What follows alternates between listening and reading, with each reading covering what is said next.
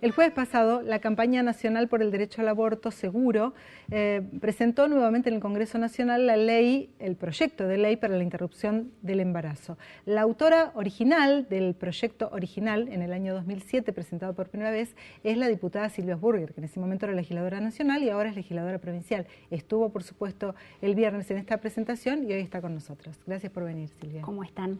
Bien, ¿cómo está el panorama ahora para que esta ley finalmente salga? Se presenta cada 2 años para que no pierda estado parlamentario. Sí, es la quinta vez que lo presentamos. Hay una conciencia social mucho más importante, mucho más a favor, desde aquella vez que lo presentamos por primera vez en el 2007.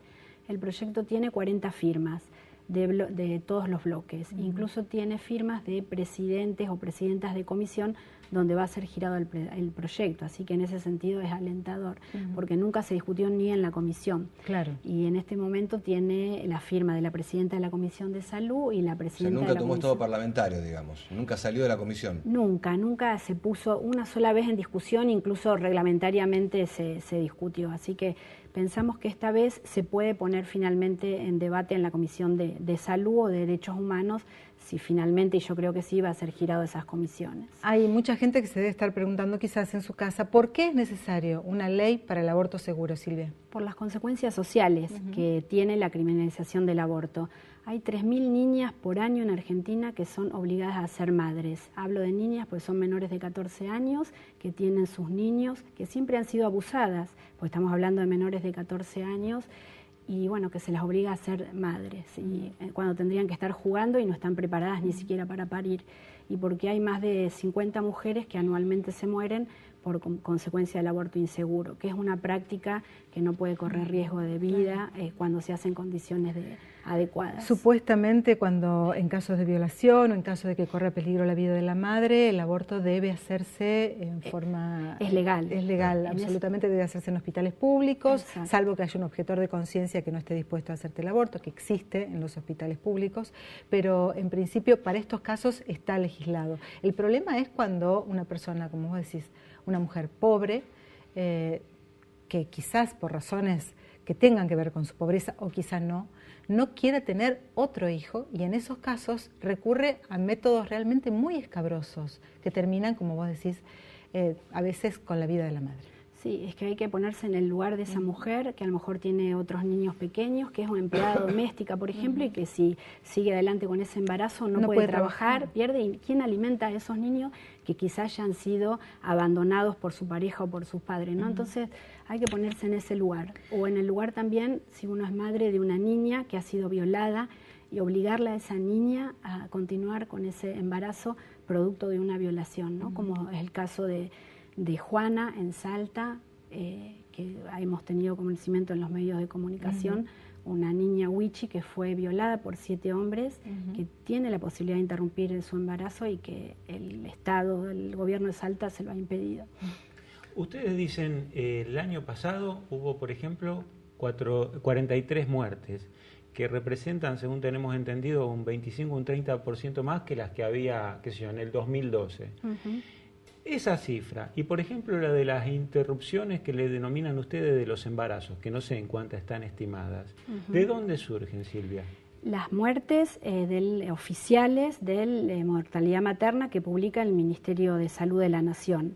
La estimación de los abortos que se hacen en Argentina es siempre una estimación, porque el aborto es una práctica, salvo en circunstancias que recién decíamos, una práctica ilegal. Entonces se hace una estimación con estudios que hay previstos en la forma de hacerlo, y también es una publicación que hizo hace un tiempo el Ministerio de Salud de la Nación. ¿Y en cuánto están estimados? 500.000 abortos al año. 500.000 abortos al año Así en es. la Argentina. Así es, eso demuestra que las mujeres que tienen recursos practican el aborto, interrumpen voluntariamente el embarazo, y las que se mueren son siempre mujeres pobres y siempre muy jóvenes. Se sabe que la Iglesia siempre ha sido la principal opositora a este tipo de ley, por una cuestión de, digamos, de bases, por cuestiones de base. ¿Ha habido, y no hace falta, digamos, aclararlo demasiado, pero ha habido algún otro tipo de oposición fuera de lo que es la Iglesia como una oposición fuerte a este proyecto? Yo siempre hablo de la jerarquía de la Iglesia, porque nuestra población es mayoritariamente creyente, muchos católicos, y sin embargo el aborto se practica.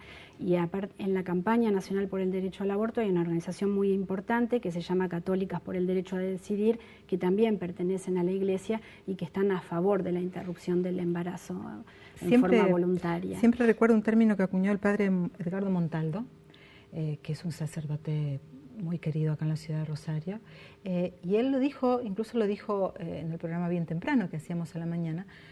Él habló de abortos vivientes, que es durísimo el término, pero él lo mencionaba de esa manera, que son niños que van por las calles sin ningún tipo de cuidado, sin ningún tipo de contención, sin ningún tipo de asistencia por parte de sus padres, por parte del Estado, que sufren horrores. Por eso él, de alguna manera, también elípticamente daba una posición, o sentaba una posición con esto. Silvia, a mí me cuesta pensar en que cualquiera de estas 500.000 mujeres puede ir alegremente a practicarse un aborto. No es una decisión fácil para una mujer. Pregunto, ¿el proyecto de ley contempla alguna contención para la mujer que toma una decisión así o que se ve obligada a tomar una decisión así por condiciones o por el contexto de vida? Lo que contempla es la posibilidad de que ella decida. Las leyes nunca obligan a nadie a hacer una práctica, sino la posibilidad de decidir. Y esa decisión en el proyecto está contemplada a la semana 14. Ese es el objetivo de la ley. Después están planteados que puede practicar ese aborto en cualquier efector público y, por supuesto, contemplarlo dentro de la seguridad social. En relación a la atención, a la contención, son cuestiones que merecen otro tratamiento que no es el objeto de esta ley, ¿no? Pero lo que es importante en este caso es cuando hablamos de la legalización del aborto, no estamos hablando de cómo hacemos para que haya más o menos abortos, porque la forma en que haya menos abortos es con educación sexual y con anticoncepción. En todos los países del mundo, las dos formas de prevenir embarazos no deseados es educación sexual y anticoncepción. Una educación sexual de la que se ha hablado mucho, ha habido muchos proyectos, ha estado incorporado en la currícula, pero realmente se practica muy poco en las escuelas argentinas. Es que tiene los mismos obstáculos que quienes se oponen a que el aborto se debata en el Congreso de la Nación. Por eso nosotros insistimos que se abra el debate y que se escuchen todas las posiciones para poder resolver un drama que existe en Argentina, que es que no puede bajar la mortalidad materna por las muertes por abortos inseguros, y yo insisto, en estas niñas que en vez de estar jugando se las obliga a ser madres después de que han tenido el trauma de ser violadas o abusadas, generalmente por varones del entorno de su hogar. Ahora, lo que dice Susana a mí no me parece menor como complemento de ley. Esto es la necesidad de una contención psicológica a la hora de un hecho de esa trascendencia, porque convengamos que para la mujer es un hecho de una enorme trascendencia, traumático si se quiere.